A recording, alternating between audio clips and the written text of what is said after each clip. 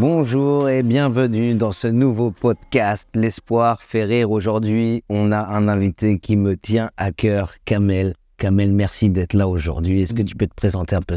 De rien. Alors déjà, je tenais à te remercier de m'avoir invité. Voilà, pour moi, c'était très important de pouvoir faire partie de ton podcast. Voilà, parce que c'est important pour moi. Et je me présente, donc voilà, je m'appelle Kamel. Les gens me connaissent plus sous le nom de Kamel du Loft ou Kamel Team. Ça, je t'explique un peu plus tard pourquoi. Mais voilà, je suis de Tours. Je suis originaire de la ville de Tours. Et je suis très connu parce que j'ai participé à la toute première émission de télé-réalité en France. Je sais même pas si c'est comme ça qu'il fallait que je me présente. Franchement, s'il fallait que je dise, voilà, je m'appelle Kamel. C'est très bien. Très bien, mais Kamel, avant tout ça, parce que t'as quel âge quand tu fais le Love Story? Alors, quand je fais le Loft, moi, je suis pas très bon au calcul mental, mais c'était il y a 21 ans. Aujourd'hui, j'ai 45. Donc, il y a 44 moins 21. J'avais 23-24. T'avais 23-24. Donc, moi, ce qui va m'intéresser là, c'est Kamel, avant ça, tu fais quoi? Tu sors d'où? T'as fait quoi? Écoute, avant de faire ça, déjà, j'avais aucune connaissance de Love Story 1. J'avais entendu parler, c'est que il y avait une dinguerie qui était en train de se passer en France. Mais avant même tout ça, t'es à l'école, t'as fait quoi? Avant même? Ouais, avant même. T'es dans le ventre de ma mère déjà. T'es dans le ventre de ma daronne. Non, bah écoute, je suis un jeune Tourangeau, voilà. J'ai grandi. Je suis un jeune de banlieue. Déjà, c'est très important de le dire. J'ai grandi comme un petit jeune de banlieue, c'est-à-dire que j'ai fait une scolarité normale. Voilà, j'ai suivi ma petite scolarité normale. Ensuite, j'ai fait un bac, ouais. En fait, j'ai fait troisième, seconde, première. Et ensuite, j'étais à la fac. Et après, de la fac, fallait voir. Alors, tu sais quoi? C'est incroyable, frérot, ce que je veux dire. J'ai fait fac d'AES. C'est quoi? Mais AES, c'est option commerce, c'est une fac d'AES. Mais avant ça, j'ai fait une fac de psycho. J'étais à la fac des tanneurs, fac de psycho, parce que j'étais fan de psychologie. Et je me suis dit, j'aime bien pouvoir analyser les gens, etc. Je trouvais ça trop passionnant. Et je dis, putain, je voudrais être psychologue. J'ai fait un mois, ils m'ont donné un livre comme ça à prendre par cœur.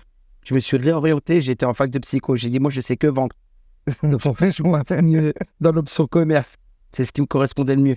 Du coup, après, t'arrêtes ça? Après, j'arrête ça. Tu vas pas au bout de tes études, tu vas Non, je vais pas au bout de mes études. Après la fac, voilà, tu sais, quand tu y vas, t'as pas vraiment un encadrement où on est derrière toi, comme le lycée ou comme le collège, tu vois. Donc, on te laisse un peu plus autonome. Donc, j'y allais pas, j'allais même pas aux amphis, etc. et tout. Donc, après, moi, j'étais vraiment pressé de rentrer dans la vie active. Donc, après, j'ai délaissé un petit peu la fac et j'ai commencé à travailler, faire des petits boulots. C'était quoi tes premiers tafs? Donc, mes premiers tafs, j'ai fait tous les tafs casse-pipe. J'ai fait tous les tafs galères. Livreur de journaux. J'ai fait livreur de journaux. Ça c'est pas horrible. Attends, on peut revenir juste 2 secondes sur livreur de journaux. Ouais. Moi, je l'ai fait une fois. Ouais. Je jouais au foot à Vannes. Ouais. Et je voulais plus d'oseille. Du coup, je dis au président du club, ouais, trouve-moi un taf. Il me dit, j'ai livreur de journaux. Fallait se lever à 5h du matin pour aller livrer les journaux. Ouais, c'est ça. J'ai été un jour, j'ai dit, finalement, j'ai pas besoin de travail. Je suis bien, moi, j'ai fait 3 jours. Fait 3 jours. Ah ouais. C'était trop long. Moi, au niveau de taux de réaction, c'était trop long. Le 4e jour, je me suis pas réveillé. En fait, c'était hyper galère. Après ça, j'ai fait... qu'est-ce que j'ai fait? Alors, le plus dur, c'était pas ça. Le plus dur taf que j'ai fait, c'est la cueillette des pommes. T'allais cueillir des pommes là dans la région Ouais, j'ai trouvé un taf. C'est une pote à ma daronne, une daronne qui m'a dit, ouais, écoute, il y a un taf qui est bien, il paye bien, faut cueillir des pommes. Je te trop bien. J'ai dit, mais j'y vais comment? Elle m'a dit, t'inquiète pas, il y a du covoiturage. À l'époque, déjà, ça existait déjà le covoiturage. Il y a du covoiturage. J'ai dit, ok, elle me dit rendez-vous à 6h du matin en bas de l'immeuble. Je descends, je vois la voiture, je monte, la vie de ma mère, frérot, que des daronnes. J'étais tout jeune, moi, à l'époque. J'avais 20 ans, 18 ans, je sais pas, il y avait des daronnes. Et après, j'étais à la cueillette des pommes. C'est trop dur, frérot. J'ai même pas fait une journée. Je suis resté 3 heures. Je me suis barré. C'est-à-dire que même les 3 heures que je travaillais, je voulais pas les encaisser. J'ai dit, ne me payez pas, juste laissez-moi partir. Je suis parti. Et j'ai arrêté ce taf. Et après, j'ai fait d'autres taf. Après, ça, j'ai duré un peu plus longtemps. J'étais Reaper. C'est quoi ça? Voilà, je savais. Donc, je kiffe dire Reaper parce que souvent, les gens ne savent pas ce que c'est. Donc, Reaper, c'est éboueur. Voilà. Donc, c'est poubellier. Pour les gens, dans le langage plus courant, on dit poubellier. Mais Reaper, c'est voilà, ceux qui ramassent les vides ordures derrière le camion, etc. Et j'ai fait ça pendant 2 mois dans ma ville. Et ça, j'ai kiffé. Bizarrement, j'ai kiffé. Bien payé? C'était cool, bien payé. Je me levais le matin, j'étais derrière un camion, je courais après les poubelles. Le camion, je savais qu'il passe, je l'accrochais. Ça vite, tac, je reprends la poubelle, je la repose. Je fais ça pendant 2 mois, j'étais content. Je me suis dit, bah tiens, je pense que c'est ma nouvelle vocation. Je vais être Reaper toute ma vie. Et derrière, Love Et Story. après, j'ai arrêté. Et derrière, Love Story. Love Story. Alors non, pas derrière Love Story. Faut savoir qu'après, j'ai postulé pour être chauffeur de bus. Voilà, donc j'ai postulé, il y avait un entretien, etc. Donc, T'avais le permis? et non, justement, c'est pour passer la formation pour être chauffeur de bus. À Tours, c'était fil bleu. Donc, ils en prenaient 3, je crois qu'on était une 50aine à postuler.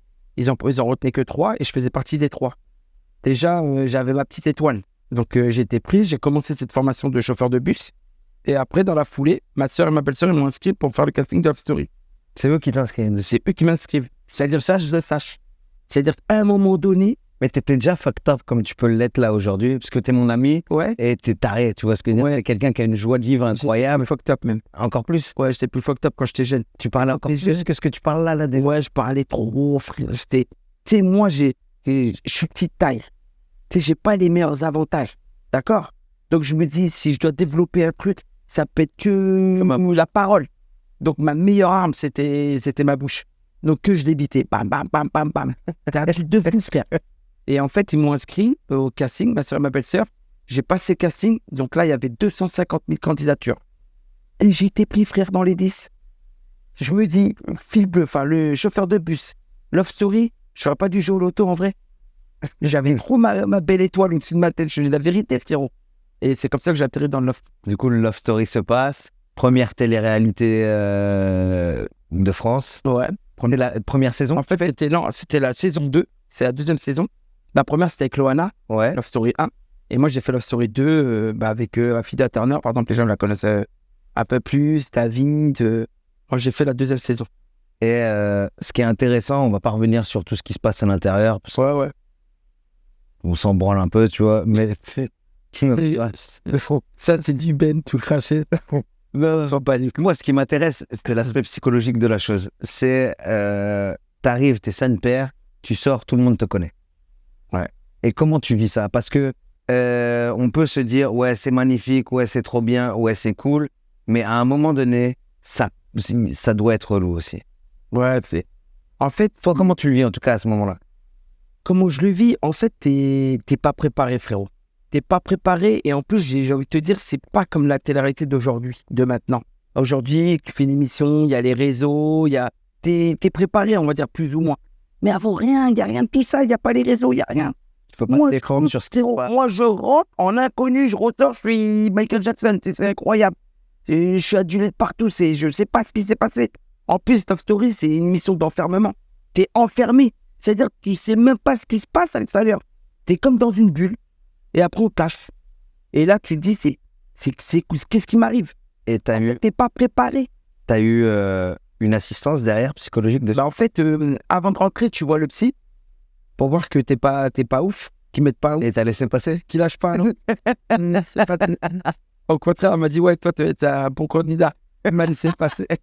Il m'a laissé passer. Il a fait la prod, il a dit, on a le con, on a le... On a le bon.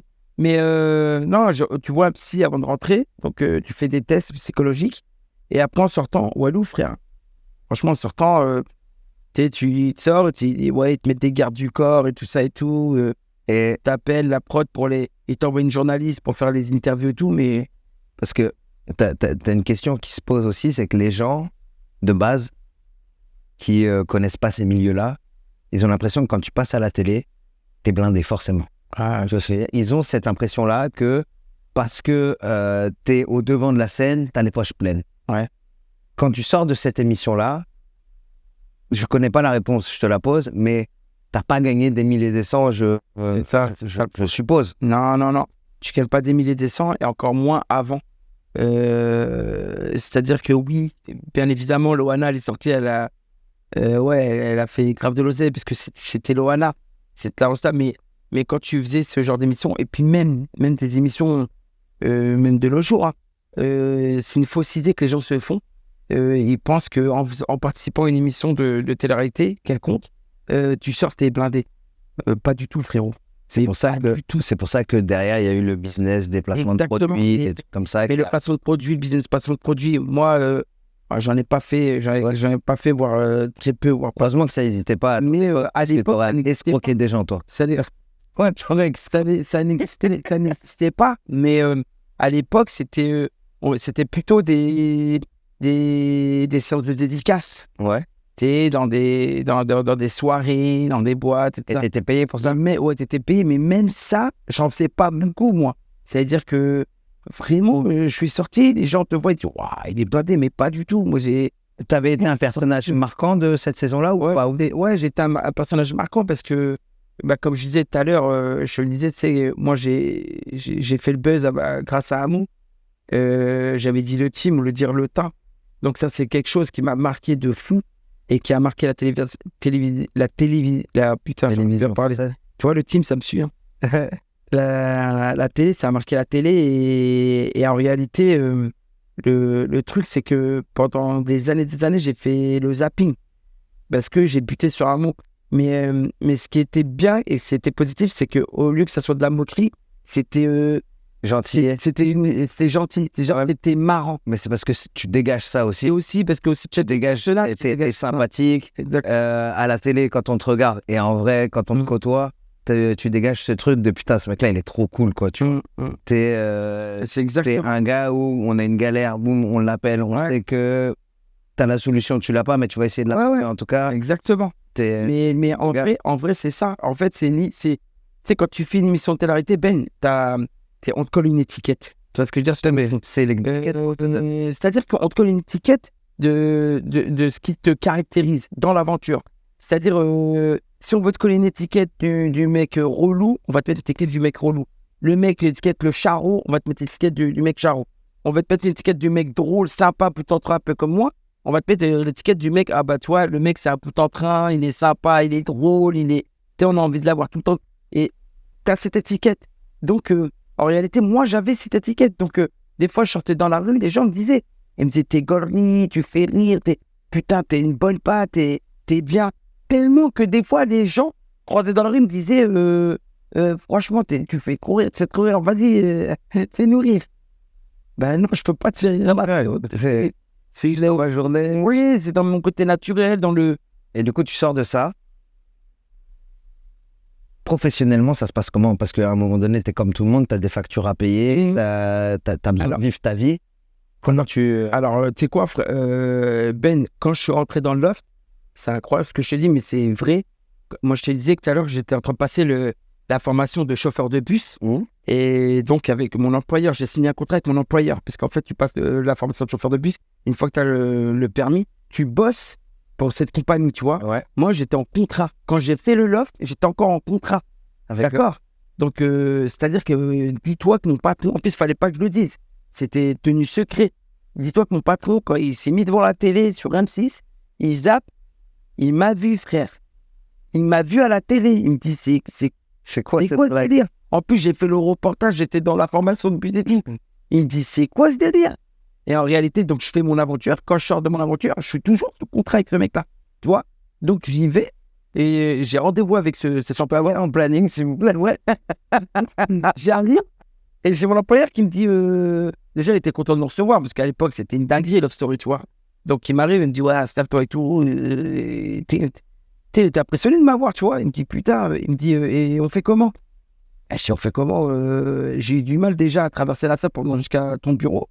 Et c'est pas possible. Tu me vois, moi, conduire des bus, il y a des gens, ils tombent dans des pommes. Ils tombent dans les pommes quand ils me voient. C'était une dinguerie. Il me dit, ouais, c'est sûr que ça va être compliqué. Et on a fait une rupture de contrat. Du coup, t'as dû quitter ton taf. Du coup, j'ai quitté mon taf.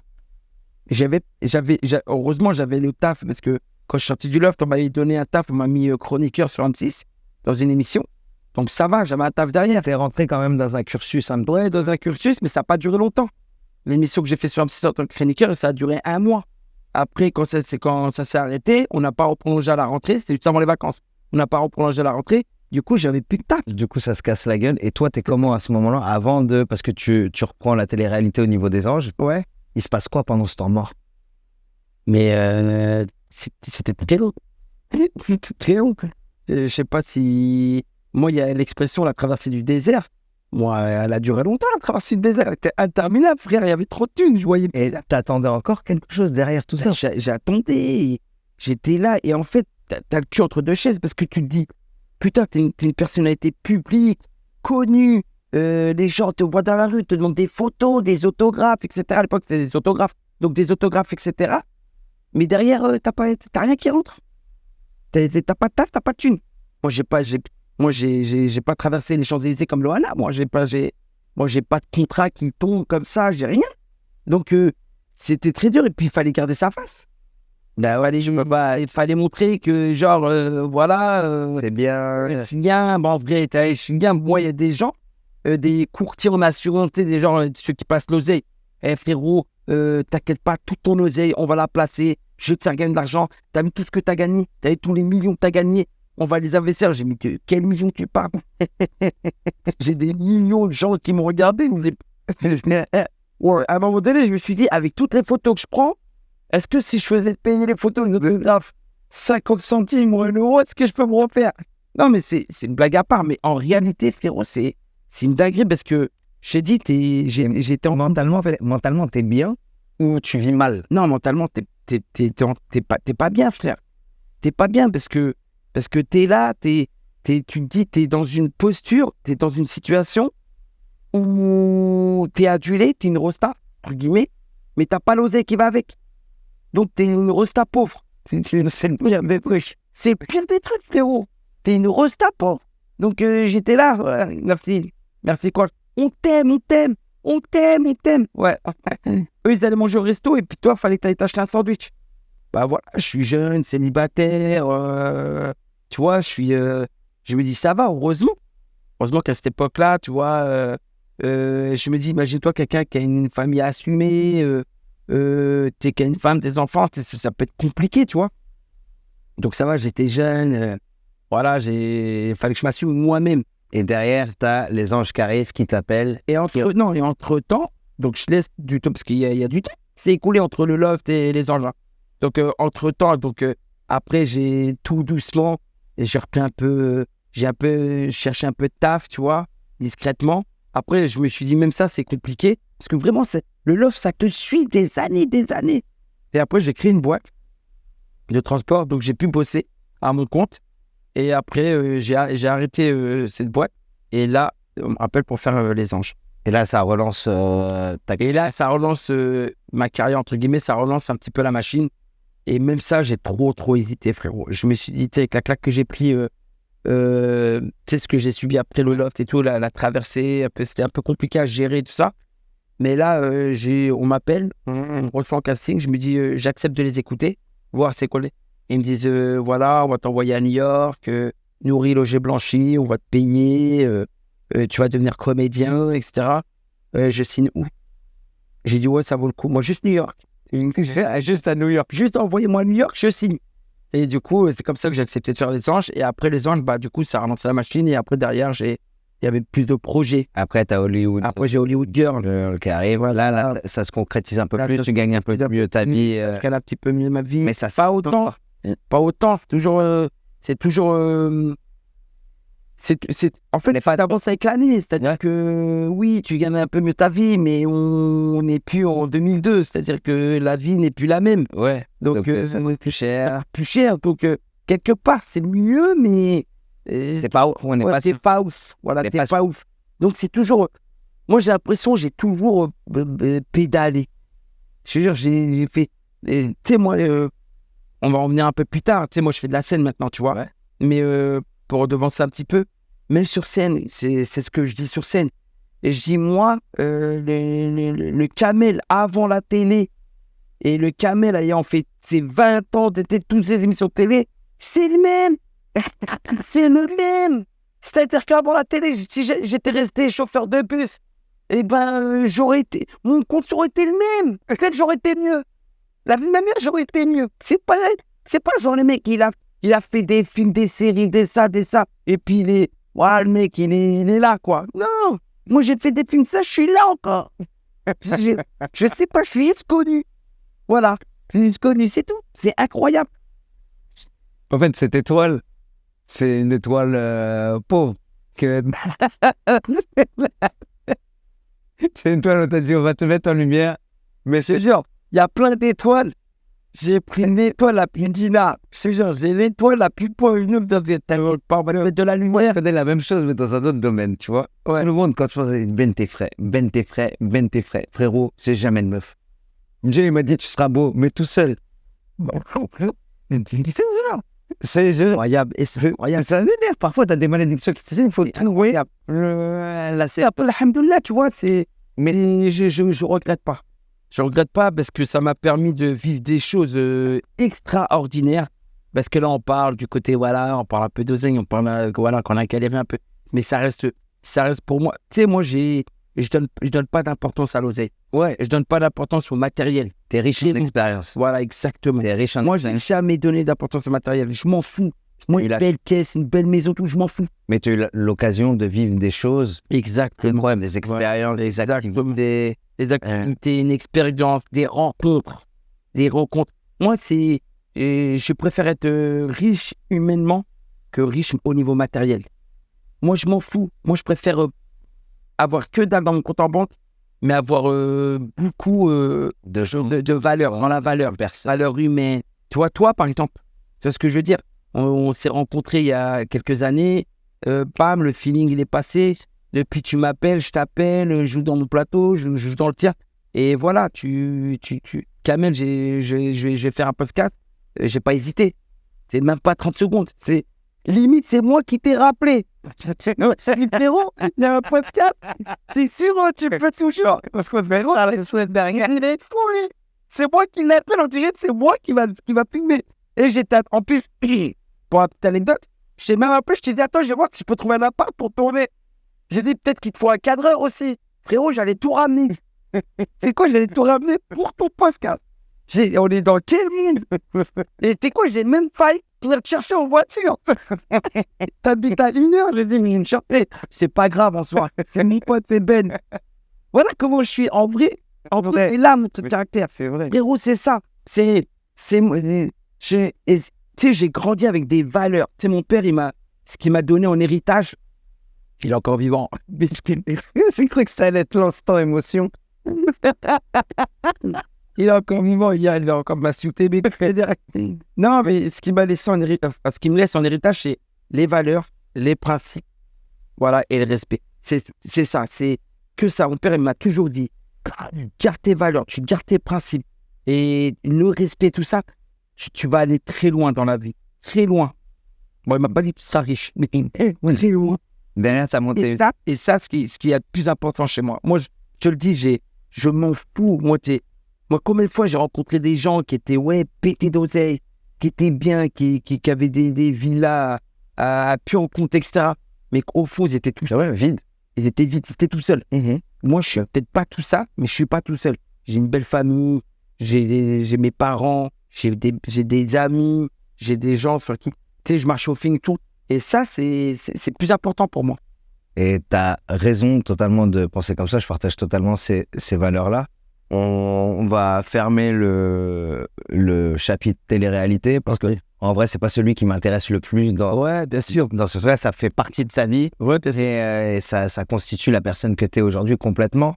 Mais moi, je te rejoins totalement sur le fait que l'étiquette là qu'on poste télé-réalité, on s'en branle, tu vois, ça veut rien dire. C'est des hommes comme toi, comme moi, comme eux. Bien sûr. Et on a juste mis dans une pièce une caméra et on les a mis à la télé. On leur a dit voilà, c'est eux maintenant. Exactement. C'est juste ça. Exactement. C'est pour ça que je dis souvent, quand tu fais une émission de télé-réalité, t'es connu, mais t'es pas reconnu. Ouais. Voilà, t'es connu pour ce que t'as fait, mais t'es pas reconnu pour ce que t'as Et fait. du coup, là, tu es en train de partir dans une voie pour être reconnu. Voilà, Et ce exactement. pourquoi on t'a connu Voilà, exactement. dans cette Voilà. réalité, c'est beau ce que je viens de Je sais dire. pas ce que tu viens de dire, mais je suis perdu. J'ai rien compris. En plus, que je dis oui, voilà, oui. T'es connu, mais t'es pas reconnu, mais c'était reconnu par rapport à être connu. Et que tu reviens parce que t'as été connu ou pas, et tu es reconnu pour. Et tu vas être reconnu pour le fait d'être connu quand t'es connu. Alors moi, j'étais en train de faire une belle phrase pour dire que... Mais tu m'as perdu. Ben, laisse-moi finir. J'étais en train de faire une belle phrase pour dire que maintenant, tu essayes d'être reconnu pour l'humour, les blagues et le stand-up puisque tu as basculé là-dedans. Ouais, voilà. Voilà. Là, je comprends mieux, là. Exactement. Ouais, non, effectivement. Donc, en plus, faut savoir que quand tu viens de ce monde-là, de télé-réalité, tu sais, t'es Pas crédible. beaucoup, ouais, voilà. T'es pas crédible beaucoup à l'époque, hein, beaucoup plus à l'époque que maintenant. Mais t'étais vraiment pointé du doigt, t'étais pas crédible. Les gens genre, comme si t'avais une maladie, hein. T'approches pas de moi, tu vois. Ça, je pense que c'est... alors, tu dis, t'es là. Je pense que c'est tout en France. Quand tu fais quelque chose et que tu veux faire quelque chose d'autre, on te dit, mais pourquoi tu veux faire quelque chose d'autre alors que tu fais ça, tu vois. Ouais. Même si tu le fais bien, on va dire, mais pourquoi tu fais, par exemple, quand je faisais de l'hypnose, et j'en avais marre de faire de l'hypnose, j'ai voulu faire autre chose. Ouais, mais t'es hypnotiseur, pourquoi tu veux faire des blagues? Mais parce que j'en ai marre de faire de l'hypnose, j'ai envie de faire des blagues. Ouais, mais t'es hypnotiseur. Bah ouais, mais j'ai envie de faire des blagues. Ouais, mais t'es hypnotiseur. Ouais, on veut te laisser là où t'es, dans la case où t'es. C'est-à-dire que tu peux pas être libre de changer, d'évoluer, de faire autre chose. Et ça, c'est une mentalité très française. Ouais, mais c'est ça aussi qui m'a fait beaucoup mal aussi. Parce que au-delà de ce que j'ai pu faire dans le passé, c'est-à-dire le Loft, etc., toutes ces émissions-là, je suis quand même un grand fan d'acting. Moi, depuis que je suis petit, quand j'étais en primaire, je faisais du théâtre.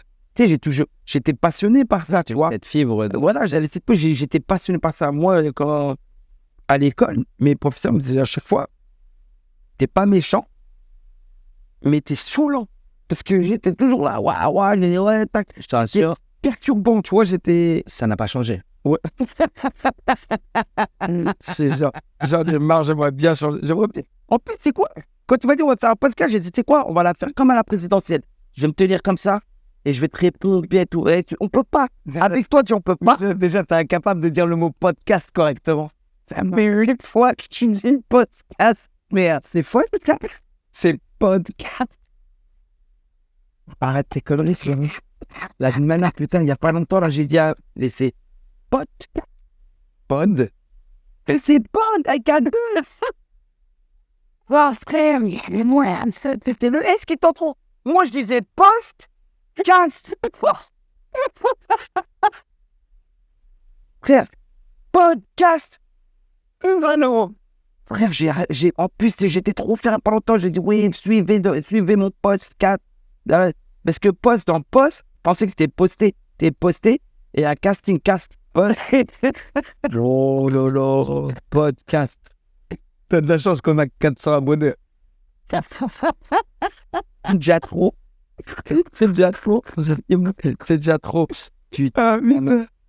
Mais donc au niveau du podcast, je pensais que tu sais que ça allait bien, j'allais rester dans une posture, mais c'est pas possible. Mais t'es toi-même, Moi, mais on a envie que tu sois toi-même aussi, on n'a pas envie que tu sois quelqu'un d'autre. C'est vrai. Et ça tient à. Ça tient Même si tu essayes d'être quelqu'un d'autre, tu seras plus toi. J'y arrive à. Mais j'y arrive à. Et ne le Et sois pas. Même en entretien. Quand je suis en entretien et tout, je suis comme ça, je dis oui, bien sûr, bien évidemment. Oui, après, savoir que. Et même moi, il y a une voix intérieure qui me dit, mais espèce de fou, mais reste toi-même. Et après, tu sais, je sors des phrases, parce qu'en plus, en étant sérieux, tu sais que je dis des mots qui n'ont pas lieu d'être dans la phrase. Des fois, je dis des mots qui, le mec, il me regarde comme ça, il me dit, mais c'est peut-être pas ce qu'il voulait dire. Tu sais que là, il y a pas longtemps, j'ai fait une interview, il a repris, tu sais, j'ai relu l'interview, c'est pas ce que j'ai dit. Je l'ai appelé, je dis, mais c'est parce qu'il me dit, non, en fait, ce que tu as dit, toi, dans l'interview, ça allait pas dans le contexte. Il m'a dit, j'ai arrangé. Je dis, en gros, c'est pas mes mots. Il me dit, bah non, fallait un coup de main. C'était pour qui comme média? Mais c'était, je me rappelle plus le média. C'était, je sais plus, c'était l'année dernière. J'avais fait une interview pour un média. C'est Web Média, c'était un truc du web. mais je sais plus ce que c'était, mais il a repris des termes, des mots. Même moi, tu sais, genre, c'est moi qui parle, mais même moi, je savais pas ce que, dans le mot, je savais pas ce qu'il voulait dire quoi ce mot. J'ai dit, ça peut pas être moi, tu vois. En tout cas, voilà, juste pour te dire que quand tu viens de ce milieu-là de télé-réalité, on te considère pas, tu vois. C'est-à-dire, moi, j'ai fait des castings, par exemple, et tout ça, et on me disait, mais t'es sérieux ou quoi? Non, mais t'es sérieux. Kamel, là, tu vas faire un casting, et tu sais d'où tu viens, moi, ou... Je dis, ouais, mais je veux dire, c'est pas parce que... Non. Reviens pas, s'il te plaît. Du coup, stand-up là, objectif level up, prendre un vrai niveau stand-up Ouais. et spectacle. Ah ouais, stand-up, spectacle. Faut savoir qu'avant d'arriver au stand-up, j'ai joué comme une pièce de théâtre. T'as joué une pièce de théâtre? Ouais, j'ai joué une pièce de théâtre avec Franck Lehen qui s'appelle La Star et son gorille. On a joué un an. Du coup, quand t'étais la star, c'était le gorille? C'est moi le gorille, c'était lui la star. Franchement, c'est vraiment une enflure. Le mec, il me fait un pod. Le mec, il me fait un pod. T'as vu comment je t'articule bien? Le mec, il me fait un podcast. Il me termine. Mais gros, tu m'as terminé sur la terrasse, tu m'as terminé 45 000 fois. Ouais, c'est Moi, je gardais mes punchs pour après. Chacun gère ses munitions comme il a envie. Du coup, spectacle. Ouais, spectacle, c'est mon objectif. Voilà, c'est un de mes... Tu sais quoi, je me lève, spectacle, je dors, spectacle, je mange, spectacle, je goûte, spectacle, tout. Je suis focus que là-dessus. Vraiment, frérot. Et là, pour le moment, bon, voilà, je bosse sur un petit, comment on dit, un 7. Ouais. C'est un 7. C'est un petit passage. Attends, quand je parle, je vais mes fils, je dis la vérité. Je te demande qu'il faut dire pour le répéter derrière. Non, en vrai, je bosse sur un petit 8 minutes. Et carré, ce qui me caractérise un petit peu pour expliquer un petit peu mon parcours en 8 minutes. Parce que souvent, quand je rentre sur scène, tu sais, les gens, ils savent pas trop, tu vois. Mais il y en a qui savent. T'arrives à le faire en 8 minutes? Ah, j'arrive. Parce que là, ça fait 40 minutes, t'as toujours pas fini. Coupé, on coupe, il me taille trop. Non, on reprend. On était sur Le titre de ce podcast, l'espoir fait rire. non, l'espoir fait tailler. Je connais déjà bien une taille, frère. Non, on était sur la pièce de théâtre. On en était quand Ah, on avait fini le stand-up. C'est pour ça. Voilà, c'est vrai, exactement. C'est pour ça que Donc, j'ai joué une pièce de théâtre 2 ans, à peu près, presque 2 ans, sur Paris. La Star et son gorille. Juste pour préciser, je suis pas la star, je suis le gorille. ça, tu crois pas? Non, le passage d'avant sera monté. Il est... Putain, bâtard. Putain, ouais. J'ai une belle reprendre juste après. Bon, en tout cas, voilà, j'ai... Donc... Et elle parle de quoi, du coup? Et en fait, c'est l'histoire. Alors, c'est très marrant, parce qu'on est à la limite même du one man. Je te dis la vérité. Elle dure 1 heure, la pièce, 1h05. Et en fait, c'est l'histoire d'un chanteur un peu has-been qui s'appelle Tom Valentin et qui a cartonné avec un tube et tout. Et qui doit aller chanter dans une foire aux cochons dans les Vosges. Et il est accompagné de son garde du corps. Son garde du corps, il s'appelle Harry.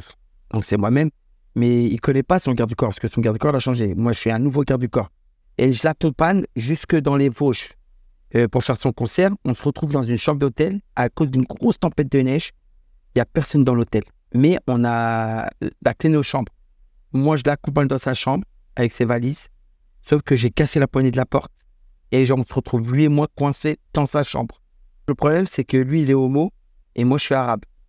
Et on va devoir passer la nuit ensemble.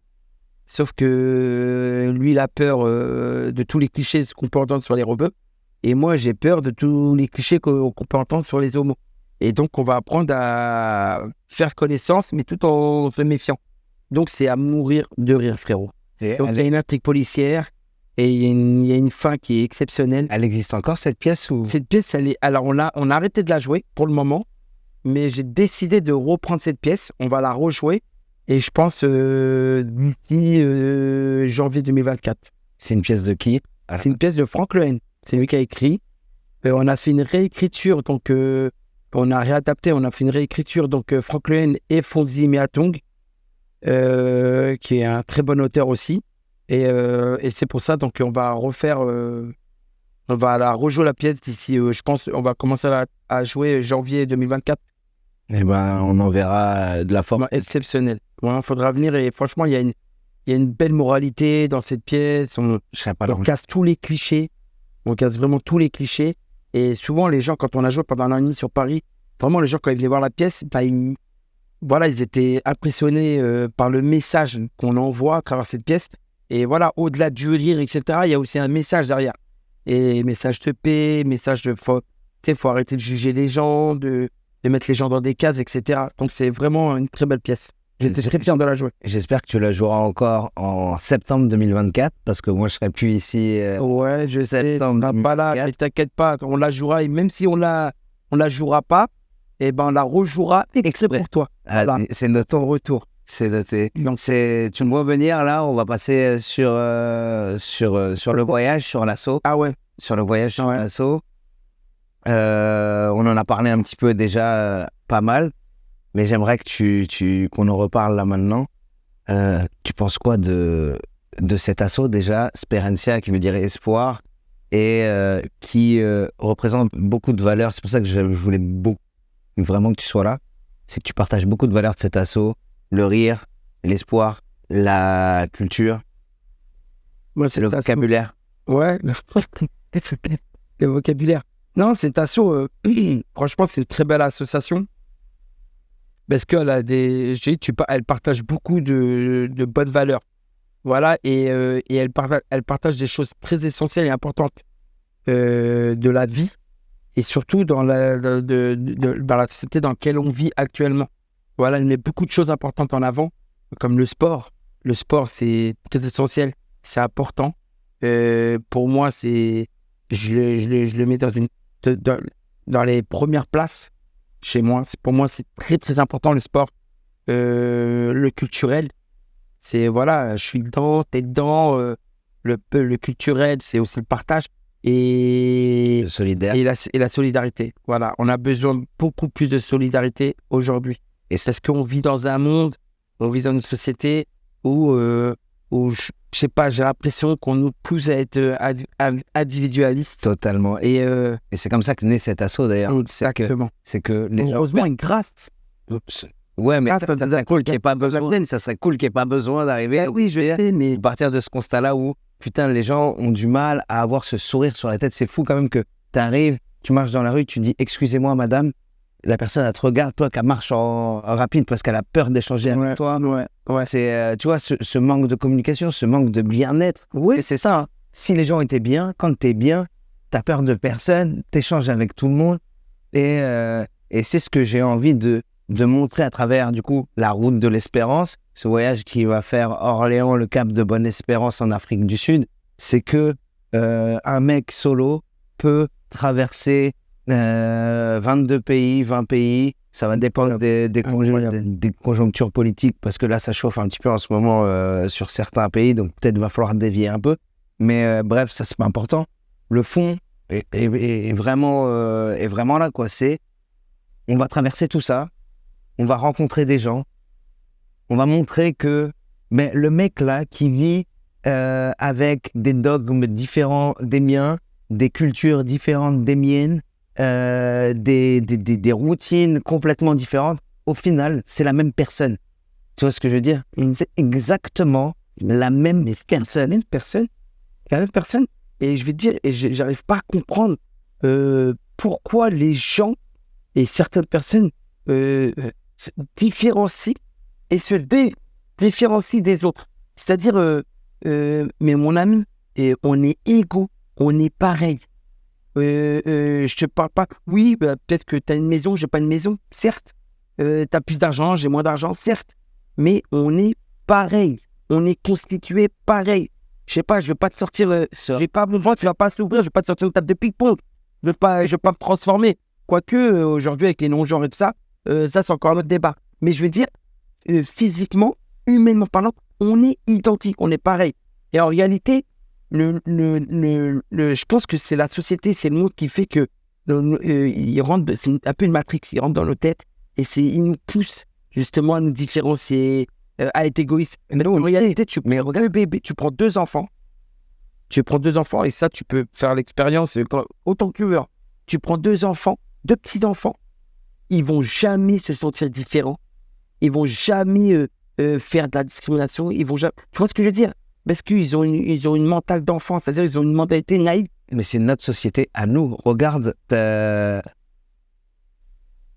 déjà été... Enfin, nous, c'est pas pareil parce qu'on a du sang africain, mais t'as déjà vu comment les Africains donnent l'hospitalité à l'Européen quand il vient chez eux. De ouf. De ouf. Mais parce que je te le dis encore une fois, tout au début de l'entretien, là, je t'avais dit l'entretien, je sais pas, de l'interview. Ouais, je suis perdu. De l'interview du podcast. De ma gueule. Tout au début du podcast, c'est ce que je te disais, les valeurs. Les valeurs. C'est pour ça que je te dis, mon père, à chaque fois, il me disait, je te jure, il me disait, les valeurs, mon fils. Les valeurs une fois, les valeurs deux fois, les valeurs trois fois. Ne perds pas tes valeurs, ne perds pas tes principes. Parce que c'est à cause, les gens qui me disent, ouais, t'es pas comme moi, qui se différencient, qui harcèlent l'autre, etc., c'est parce qu'ils ont perdu ces deux choses. Parce que quand tu as tes valeurs et tu as tes principes, tu peux pas être comme ça, c'est pas possible. Et c'est pour ça que je te dis, encore une fois, cette association, elle a ses valeurs, elle partage ses principes. C'est pour ça que c'est une bonne association. C'est une association qui rassemble et qui ne divise pas, justement, qui rassemble. Et qui rassemble tellement que tu vas prendre un vélo, frère, et que tu vas aller jusqu'en Afrique du Sud. Parce que tu as envie de rassembler, tu as envie t'as envie de partager, tu as envie de donner et recevoir, mais avec des gens totalement différents. Différents pas physiquement, encore une fois, différents dans le mode de vie. Parce qu'ils ne vivent pas pareil, mais au final, tu vas vite te rendre compte que vous êtes identiques, vous êtes pareils en réalité. On va rigoler. Voilà. Et pour moi, je dis souvent, la gentillesse, elle est universelle. Les gens me disent souvent, t'as pas peur de faire ça. T'as pas peur de faire ça tout seul. Et je connais mon âme. Je sais que ce que je dégage, c'est bon. Il va bien voir ce que je veux dire. S'il m'arrive quelque chose, il m'arrivera. Bien sûr. Mais en tout cas, ça ne sera pas une bonne personne qui me le fera. Et généralement, il y a beaucoup de bonnes personnes quand même en règle. Bah, heureusement, moi je dis souvent, c'est ce qui fait garder l'espoir. C'est moi je dis toujours, il y a plus de bonnes personnes que de mauvaises personnes. Sauf que c'est malheureux, mais tu vas prendre sur 100 personnes, il y en a 99 qui sont bonnes, il y en a un qui est archi mauvais, et on va retenir le mauvais. Parce que le mauvais, il prend plus de place que le bon. Tu vois ce que je veux dire? Donc, en fait, compte, bien sûr que tu vas rencontrer des bonnes personnes. Et tu as beaucoup de chance de tomber sur des bonnes personnes. Et je te le souhaite, qu'il t'arrive que du bonheur. C'est le but. Moi, je t'envoie plein de force, plein de bonnes ondes. Et vraiment, j'insiste, dis-toi que quand tu pars, les gens vont avoir l'impression que tu pars tout seul. Mais en réalité, tu ne pars pas tout seul. Tu pars avec beaucoup de monde. Sauf que ces gens-là, ils ne seront pas à côté de toi. Ils seront dans ton cœur. Donc, tu seras équipé. Tu ne seras pas tout seul. Moi, je serai avec toi. Je vais partager ce voyage avec toi. C'est-à-dire que tous les soirs, je vais penser à toi. Enfin, tous les soirs, je n'abuse pas quand même. mais souvent, je vais me mettre à penser à toi. Tu vois ce que je veux dire? Je vais dire, ah, Ben, il en est où, etc. Et moi, plus un autre, ben, on est plusieurs. Et au final, psychologiquement, tu vas te sentir nombreux. Parce que tu vas dire quoi? Tu vas dire, putain, je sais qu'il y en a plein qui me soutiennent dans ce projet. C'est pour ça que je te dis, c'est important. Et ce que tu fais, c'est magnifique. Moi, je te l'ai dit depuis le début. On a fait un plateau il n'y a pas longtemps, je t'en ai parlé. Je t'ai dit à quel point c'est génial ce que tu fais. Je t'ai même donné quelques idées de comment tu pourrais même un peu améliorer ce truc-là et tout. Même s'il est carré, ficelé, il est top. Mais je t'ai dit à quel point c'était énorme. Parce que ce que tu fais, c'est une action humaine. Tu ne vas pas aller là-bas pour aller chercher de l'argent. Tu ne vas pas aller là-bas pour chercher de la richesse. Tu vas chercher, de la richesse de vie. Une expérience de vie. Ce que tu vas vivre, c'est énorme. Moi, je suis jaloux. Sauf que je ne peux pas faire 10 km en vélo. Je reste avec toi. Mais je suis jaloux. C'est tout. Je suis jaloux. Vraiment, je kifferais. Je kifferais pouvoir raconter ça à mes enfants, à des gens dans l'avenir. Dire, tu sais que moi, j'ai pris un vélo. J'étais jusqu'en Afrique du Sud. Et j'ai traversé plusieurs pays. Et c'était une dinguerie. Tu vois ce que je veux dire? Donc, ne pleure pas, frérot. Non, t'inquiète. Non, mais c'est beau. C'est beau. Non, mais vraiment. Et ça n'arrive qu'aux bonnes personnes. Ça n'arrive qu'aux bonnes personnes. Donc, si tu es une bonne personne, frérot, c'est que tu vas y arriver et tu arriveras à bon port. Et n'oublie pas qu'il faut que tu reviennes charger. Faut que tu reviennes charger parce que nous aussi, on a besoin, tu vois. On veut que tu nous partages tes souvenirs, ton expérience. Une expérience partagée, ça peut vraiment aider l'autre, tu vois. On veut que tu nous donnes de la force. Et moi, te connaissant, Ben, c'est le premier jour où je t'ai parlé, j'ai senti que tu étais un bon gars. Voilà, moi, tu sais, moi, j'ai pas de super pouvoir. Je peux pas lire dans l'âme de l'autre. Je peux pas lire dans les pensées de l'autre. Mais en tout cas, je marche au feeling. Et mon feeling, jusqu'à aujourd'hui, il m'a rarement trompé, tu vois. Et des fois, il y a des gens que je croise comme ça et ça s'arrête là. Mais pourquoi? Qu'est-ce qui t'arrive? Le feeling n'est pas passé. Je peux pas contrer le feeling, tu vois. Et quand on s'est rencontrés le premier jour, et Dieu seul sait qu'on nous a présenté tout, ben, je vois jamais, je parle jamais avec la personne qui nous a présenté, et pourtant, toi, je te parle. On se parle, etc. Parce que tu es quelqu'un de bon, tu es quelqu'un de profondément une bonne personne, et je sais que tu es un partageur. Si tu pourrais partager ton assiette, voire même donner ton assiette à quelqu'un. Parce que tu es comme ça, tu es un bon gars. Et vraiment, je t'accompagne dans ce projet. Vraiment, je te donne toute ma force. Merci. Je prierai pour toi, frérot. Je prierai vraiment pour toi. Merci, frérot. J'espère que vous avez passé un... J'ai fini sur ces phrases que je voulais abréger, j'ai trop chaud. C'était la séquence émotion. Voilà. Il n'a pas pleuré, il pleure de l'intérieur, ce connard. Non, mais ça fait plaisir. Franchement, je sais pas pourquoi j'ai pris cette position d'accueil. Alors que comme ça, on me voit. Mais je sais pas pourquoi j'ai fait ça. Je me crois dans un reportage. Tu sais, les gens quand ils font 9-2, 9-2, 9-3, 9-3. Je savais que ce podcast allait être peu commun. Il l'a été, mais il a été chargé en rire, en émotion, en rigolade, en taquinerie, en beaux mots. Et en croisade de jambes. En tout cas, merci beaucoup Kamel d'avoir partagé ce moment avec moi, avec nous. Et puis on se voit lundi prochain. On se voit quand tu reviens. Et voilà. Et en tout cas, suivez cette association parce qu'elle est génialissime. Suivez ce gars parce que c'est un type en or. Et suivez-moi parce que je suis quelqu'un de gentil aussi. Merci beaucoup, messieurs, dames. Au revoir.